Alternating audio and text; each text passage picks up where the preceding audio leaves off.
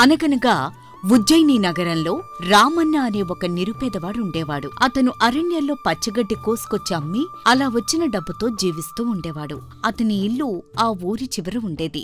తన రోజు గడ్డి అమ్మగా 2.5 అణాలు వచ్చేవి. అందులో 2 అణాలు తన తిండి వగైరాల క్రింద ఖర్చు చేసి మిగిలిన అర్ధణాకాసును ఒక మూతి కట్టిన కుండలో వేస్తూ వచ్చేవాడు. ఏటో ఎవరికోసం ఈ డబ్బు దాయలో తెలియట్లేదు. నాకా పెళ్ళం పిల్లలు బంధువులు ఎవ్వరూ లేరు. ఆ దేవుందై వల్ల చెప్పుకోదగిన కష్టంగాని సుఖంగాని నేను అన్నాడు ఎరగను అని అనుకుని తన దగ్గర మిగిలిందంతా ఆ కుండలో వేస్తూ వచ్చేవాడు రామన్న. అలా కొన్ని పుష్కరాల పాటు ఇదే విధంగా జీవించి ముసలివాడైపోతాడు రామన్న. అతని కుండ కూడా అర్ధణాకాసులతో పూర్తిగా నిండిపోతుంది. ఒక రాత్రి రామన్న ఆ కుండలోని కాసులన్నీ నేలమీద పోసి అది చాలా పెద్ద కుప్పగా ఉండటం చూసి ఇలా అనుకుంటాడు. ఏటి నా జీవిత కాలంలో నేనెంత డబ్బు పోగు చేసినా అయినా ఈ డబ్బుతో ఇప్పుడు నేనేం చేసుకోవాలా? పగలంతా పని చేసుకోవడం, కడుపు నిండా తినడం, ఇక రాత్రికి కంటి నిండా నిద్రపోవడం. ఎంతకు మించి నాకే కోరికలు లేవు కదా. మరి డబ్బుతో ఏం చేద్దామబ్బా? రేపు ఉదయం లేచి ఆలోచిద్దాంలే. ఏకి వాళ్ళకి నిద్రపోదాం అని ఆ రాత్రికి పడుకుని నిద్రపోతాడు రామన్న. ఇక అతనికి తెల్లవారుజామున లేవబోయే ముందు ఒక కల వస్తుంది. ఆ కలలో ఒక చక్కని నీలికళ్ల యువతి స్పష్టంగా కనిపిస్తుంది. రామన్న నిద్ర లేచాక కూడా ఆమె ఆకారం అతని కళ్లల్లో మెదులుతూనే ఉంటుంది. అప్పుడు ఆ డబ్బుని ఏం చెయ్యాలో అతనికి తెలిసిపోతుంది. అతను తన డబ్బంతా గోతంలో వేసుకుని ఒక నగల వర్తకుడి వద్దకు వెళ్లి తన అర్ధణాలన్నీ ఆ వర్తకుడి ముందు కుమ్మరించి ఇలా అంటాడు. అయ్యా, నేనిది నా జీవితకాలం అంతా కష్టపడి కూడబెట్టిన సొమ్మయ్యా. ఇది తీసుకుని నాకొక మంచి ఆభరణం ఏదైనా ఇవ్వండయ్యా అని అడుగుతాడు. అప్పుడా నగలవర్తకుడి గుమస్తాలు ఆ అర్ధణాలన్నింటినీ ఏంచి కుప్పలుగా పేర్చి మొత్తమెంతో తెలుపుతారు. వర్తకుడు కొన్ని హారాలు కంకణాలు తెచ్చి రామన్న ముందు పెట్టి ఇలా అంటాడు. రామన్న, నువ్వు తెచ్చిన డబ్బుతో ఇదిగో వీటిలో ఏదైనా ఒకటి కొనవచ్చు, నువ్వే చూసుకో అని అంటాడు ఆ వర్తకుడు. దాంతో వాటిలో కెంపులు పచ్చలు తాపిన ఒక కంకణం ఒకటి రామన్నకి బాగా నచ్చుతుంది. అతను దాన్ని తీసుకుని అక్కడ్నుండి బయలుదేరి తిన్నగా రామన్నకు బాగా తెలిసిన సంజయుడు అనే ఒక సముద్ర వ్యాపారి ఇంటికి వెళ్లి ఇలా అంటాడు. అయ్యా, తమరు వర్తకమే దేశాలన్నీ తిరుగుతుంటారు కదా. మీరెళ్ళిన దేశాల్లో నీలి కళ్ళతో ఉన్న ఒక చాలా సోడసక్కన అమ్మాయి 15-16 ఏళ్ల వయసుకెళ్తున్నట్టు మీరెప్పుడైనా విన్నారా అయ్యా? నువ్వు చెబుతున్నది ఆ సాగర దేశపు రాజకుమార్తె మంజరీదేవి గురించి అనుకుంటాను. ఆమె అందం గురించి దేశదేశాల చెప్పుకుంటూ ఉంటారు. వయస్సు కూడా నువ్వు చెప్పినంతే ఉంటుంది. అంతేకాదు, ఆమె చాలా మంచిదని, ఆమెలో ఏ కోశాన అతిశయము అహంభావము లేవని అంటారు అని అంటాడు సంజయుడు. దాంతో రామన్నకు పరమానందమవుతుంది. అతను తాను తెచ్చిన కంకణం సంజయుడికిస్తూ ఇలా అంటాడు. సరేనయ్యా, తమరు ఈసారి ఆ సాగర దేశం మీదుగా వెళ్ళేటప్పుడు ఈ కంకణాన్ని ఆ సాగర రాజకుమార్తె గారికి ఇవ్వండియా. అయితే దీన్ని ఎవరిచ్చారని అడిగితే మాత్రం ఆ వివరాలు ఏం చెప్పద్దయ్యా. నేను పైవారంలోని నా ఓడతో ఆ దిక్కుగా బయలుదేరి వెళ్తున్నాను. తప్పకుండా ఆమెకు ఇది అందజేస్తాను. కాని ఈ బహుమానానికి ప్రతిగా రాజకుమార్తెను ఏమడగాలి? వద్దుద్దయ్యా, ఏం అడగాల్సిన అవసరం లేదు. ఈ కంకణం ఆమెకి చేరడమే నాకు కావాల్సింది. అంతకు మించి నాకేటొద్దయ్యా అని అంటాడు రామన్న. దాంతో సంజయుడు ఆ కంకణం తీసుకుని ముందుగా అనుకున్న ప్రకారం ఓడలో బయలుదేరి దారిలో అనేక నగరాలలో పర్యటించి కొద్ది వారాల్లో సాగరదేశం చేరి ఆ రాజకుమార్తె మంజరీదేవిని దర్శనం చేసుకుని ఇలా అంటాడు. యువరాణి వారికి నమస్కారం. దీనిని ఒక వ్యక్తి తమకు కానుకగా సమర్పించమనడమ్మా అని అంటూ రామన్న ఇచ్చిన ఆ కంకణాన్ని తీసి ఆమెకిస్తాడు. ఆమె ఆ కంకణాన్ని తన చేతికి తగిలించుకుని, ఇది నా చేతికి సరిగ్గా సరిపోయింది, పైగా చాలా అందంగా కూడా ఉంది. ఇంతకీ ఇది నాకిచ్చిన ఆ వ్యక్తి ఎవరు? క్షమించాలి యువరాణి, ఆ వ్యక్తి పేరు బయటపెట్టడానికి నాకు అనుమతి లేదు. అతని పేరు ఇప్పుడు మీకు చెప్పలేను అని అంటాడు వర్తకుడు. దాంతో మంజరి ఆశ్చర్యపడి ఇలా అంటుంది. అదేమిటి, నాకింత విలువైన బహుమతిని పంపిన ఆ వ్యక్తి ఎవరో చెప్పకపోతే ఎలా? పోనీ అతను నా నుంచి ఏం ప్రత్యుపకారం కోరి ఈ కానుక పంపాడో అదైనా చెప్పండి. అతను మీ నుండి ఎటువంటి ప్రత్యుపకారం కోరుకోవటం లేదు యువరాణి. ఈ కంకణాన్ని మీరు స్వీకరించడమే అతను కోరింది. అయితే ఈ బహుమతిని పంపినవాడు ఆకాశరామన్నలా ఉన్నాడే. సరే అయితే అతను కోరనంత మాత్రాన నేను ఏమీ ఇవ్వకపోవటం భావ్యం కాదు. ఒక్క నిమిషం ఉండండి అని రాజకుమార్తె సంజయుడి చేతికి మేలైన వస్త్రాలు, చీనాంబరాలు, మరికొంత డబ్బు ఇస్తుంది. అలా కొద్ది మాసాల అనంతరం సంజయుడు ఉజ్జయినికి తిరిగి వచ్చి రామన్నకు ఆ బహుమతులన్నీ ఇచ్చి ఇలా అంటాడు. ఇవిగోనయ్యా రామన్న, నీ కంకణం తీసుకున్న ఆ సాగర రాజకుమార్తె వద్దు వద్దు అంటున్నా వినకుండా ఈ కానుకలన్నీ నీకోసం పంపించింది. ఆమె పంపిన విలువైన కానుకలన్నీ చూసిన రామన్న నిర్ఘాంతపోయి ఇలా అంటాడు. అయ్యో, నేనీ సేనాంబరాలన్నీ ఏం చేసుకోను బాబు, నాకంటూ ఎవరు లేరు కదా. పైగా ఇంత విలువైన వస్తువులు నా దగ్గర ఉండడం శ్రేయస్కరం కూడా కాదు. ఓ పని చేయండి బాబు, వీటిని సేకరించడానికి అర్హుడైన వాడెవరన్నా మీకు తెలుసుంటే ఇవి తీసుకెళ్ళి ఆయన గారికి ఇచ్చేయండి అని రామన్న మంజరి ఇచ్చిన బహుమతులు స్వీకరించటానికి నిరాకరించడంతో సంజయుడు కొంత ఆలోచించి ఇలా అంటాడు.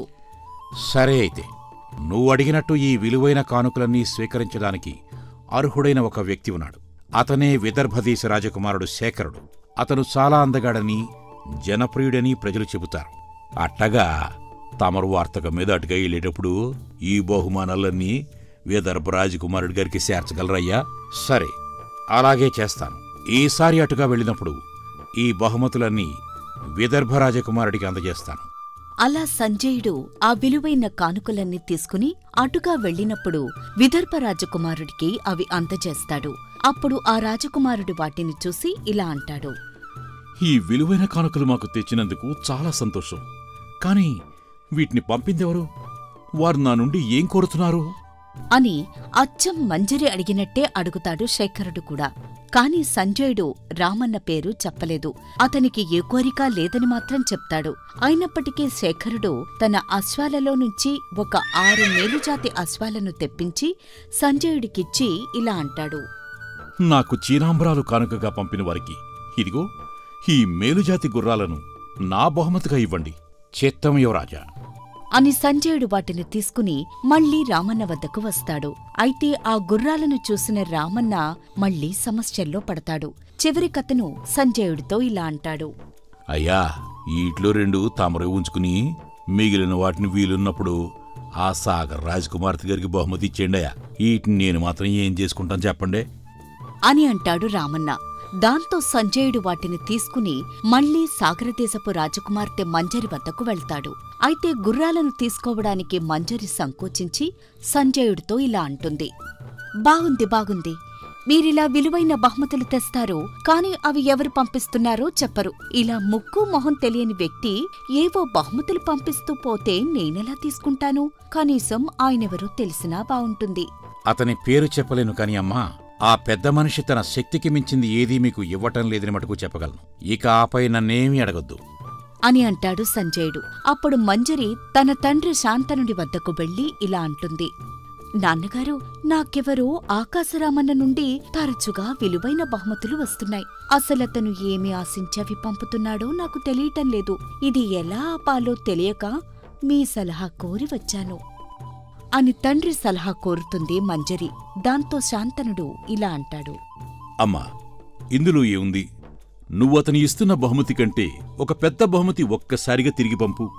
ఆ తరువాత అంతకన్నా తక్కువ బహుమానం పంపడానికి అతనికి మొహం చెల్లక అతనే విరమించుకుంటాడు అని మహారాజు సలహా ఇస్తాడు. దాంతో మంజరి ఆ ప్రకారమే ఒక పెద్ద భూషాణంలాంటి 10 డబ్బాల నిండా వెండి బంగారు నాణాలు వేసి తిరిగి అతనికి కానుకగా ఇస్తుంది. వర్తకుడు వాటిని తెచ్చి రామన్న ముందు ఉంచి ఇలా అంటాడు. ఈ కానుకల పరంపర ఇప్పట్లో ఆగట్లేదయ్యా. నువ్వు ఎంత పంపిస్తే అంతకు 100 రెట్లు వాళ్లు తిరిగి పంపిస్తున్నారు. ఇగో చూడు అని అతని ముందు ఉంచిన ఆ అంతులేని సంపదను చూసి రామన్న మరింత కలవరపడి ఇలా అంటాడు. అయ్యో అయ్యో అయ్యో, రోజుకు 2 కాసులతో జీవితాన్ని గడిపేవాడినయ్యా. వీటిని నేను మాత్రం ఏం చేసుకోవాలి చెప్పండి? ఓ పని చేయండియా, వీటిలో 4 భోషాణ నిండా ఉన్న సంపదను నా కోసం మీ పరిమా అనుకుని ఎంత శ్రమ పడుతున్నా మీరు ఉంచుకుని మిగతా 6 ఆ విదర్భ రాజకుమారుడి గారికి ఇచ్చినట్టయితే నేను మీకు చాలా రుణపడి ఉంటానయ్యా అని అంటాడు రామన్న. దాంతో సంజయుడు తన సొంత పనులు కట్టిపెట్టి ఆ సంపదను తీసుకుని విదర్భకు వెళ్లి రాజకుమారుడి ముందు వాటిని ఉంచుతాడు. వాటిని చూసిన శేఖరుడు ఆశ్చర్యపోయి ఇలా అంటాడు. ఏంటిది? ఎవరో గుర్తు తెలియని వ్యక్తి నాకోసం ఇంత సంపద ఎందుకు పంపిస్తున్నారు? నేను పంపిన బహుమతి కంటే రెట్టింపు బహుమానాన్ని నాకు పంపిస్తున్నారు. ఇది ఇక్కడితో ఆపాలి అంటే అతను తిరిగి పంపించలేనంత ఒక పెద్ద బహుమానం పంపి ఈ బెడదను వదిలించుకుంటాను అని శేఖరుడు కూడా అచ్చం మంజరిలానే ఆలోచించి ఆ సంజయుడు తెచ్చిన ఓడంతా నిండేంత సంపదను తిరిగి బహుమానంగా పంపిస్తాడు. అయితే అవన్నీ తిరిగి తీసుకువచ్చి సంజయుడు రామన్నకు చూపించడంతో ఒక్కసారిగా రామన్న మతిపోయినట్టై ఇలా అంటాడు. బాబో, అసలు ఏడు జరుగుతుంది బాబు ఇక్కడ? ఇప్పటికే మీరు నా కోసం చాలా శ్రమ పడ్డారు బాబు. ఒక కంకణం నేను బహుమానంగా పంపితే ఇప్పుడు ఇది మీ వాడంత సంపదను నాకు తెచ్చిపెట్టింది. అసలు నా దగ్గరున్న కొండలోని కాసుల్నే నేను వద్దనుకుని అది బహుమానంగా ఇచ్చి వదిలించుకోవాలని చూస్తే ఈ డబ్బు నన్ను వదలకుండా మరింత పెరుగుతూనే ఉందయ్యా. ఇక ఇందులో మీకు ఎంత కావాలో తీసుకుని మిగతాది రాజకుమార్తె వద్దకు చేర్చి పుణ్యం కట్టుకోండియా. ఈ డబ్బు నాకు వద్దయ్యా. నాకు కూడా ఇంత సంపద వద్దయ్యా. అది నా ప్రాణానికే ప్రమాదం. ఇది మొత్తం నువ్వే ఉంచుకో. నేను శ్రమపడినందుకు విచారించను. అందుకు తగిన ప్రతిఫలం నాకు ముట్టనే ముట్టింది.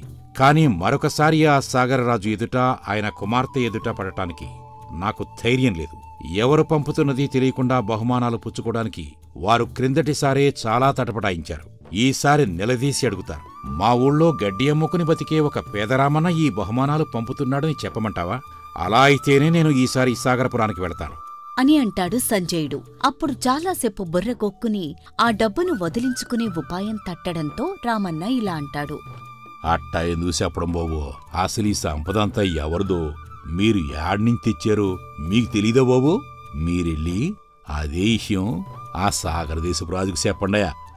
ఆ తర్వాత మీకు నాకు ఏ శ్రమ ఉండదు బాబు అని అంటాడు రామన్న. దాంతో రామన్న ఉద్దేశం సంజయుడికి అర్థమవుతుంది. వెంటనే సంజయుడు సాగరపురం చేరుకుని వారి ముందు తాను తెచ్చిన ఓడలోని సంపదను ఉంచుతాడు. ఇక అవి తన కుమార్తెకు వచ్చిన బహుమానమని తెలుసుకుని సాగర్రాజు నివ్వెరపోయి ఇలా అంటాడు. అసలు వీటన్నిటినీ రాజకుమార్తెకు ఎవరు పంపుతున్నారో చెబితేనే గాని మేము ఈసారి స్వీకరించలేమయ్యా.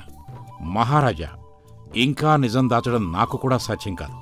నేను తెచ్చిన ఈ సంపదంతా ఆ విదర్భ రాజకుమారుడు శేఖరుడు గారు పంపినవే అని చెప్తాడు సంజయుడు. దాంతో శాంతను మహారాజు తన కుమార్తె మంజరితో రహస్యంగా ఇలా అంటాడు. విదర్భ రాజకుమారుడు నిన్ను పెళ్లాడగూరి రాయిబారిని పంపితే ఒకవేళ మనం పెళ్లికి అంగీకరించకపోతే తన పరువుకు భంగం కలుగుతుందని ఈ ఎత్తువేసి పంపుతున్నట్టున్నాడమ్మా. అసలు ఆ విదర్భ రాజకుమారుడికి నిన్ను పెళ్లాడాలని ఉండాలిగాని మనకు అంతకన్నా అదృష్టం ఉంటుందా చెప్పు అని అంటాడు మహారాజు. ఆ మాటకు రాజకుమార్తె కూడా పరమానందం చెందుతుంది. అప్పుడు శాంతనుడు సంజయుడితో ఇలా అంటాడు. ఇక నువ్వు వెళ్ళొచ్చు.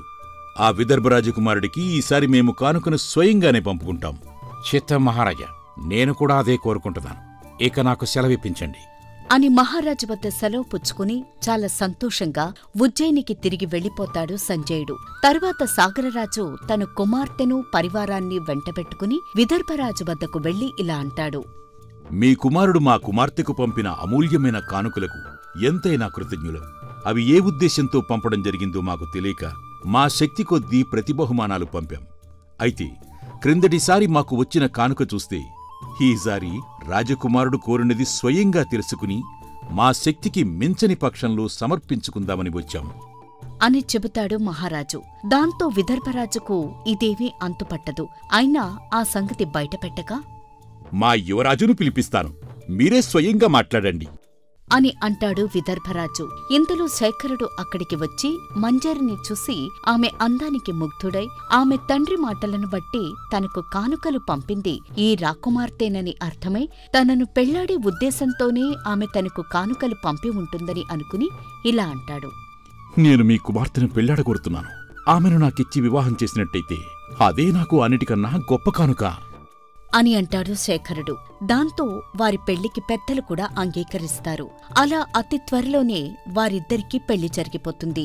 అయితే తమ వివాహానికి మధ్యవర్తిగా పనిచేసిన ఆ ఆకాశరామన్న ఎవరో ఆ నూతన వధూవరులిద్దరికీ తెలియదు. ఆ వధూవరులు ఎలా ఉంటారో రామన్నకి కూడా తెలియదు. అతను ఎప్పటిలాగే రోజూ అడవికి పోయి గడ్డి కోసి మోపు కట్టి తెచ్చి అమ్ముకుని అందులో 2 అణాలు తన ఖర్చుకు పోగా మిగిలిన అర్ధణ మళ్లీ వెనకయటం మొదలుపెడతాడు.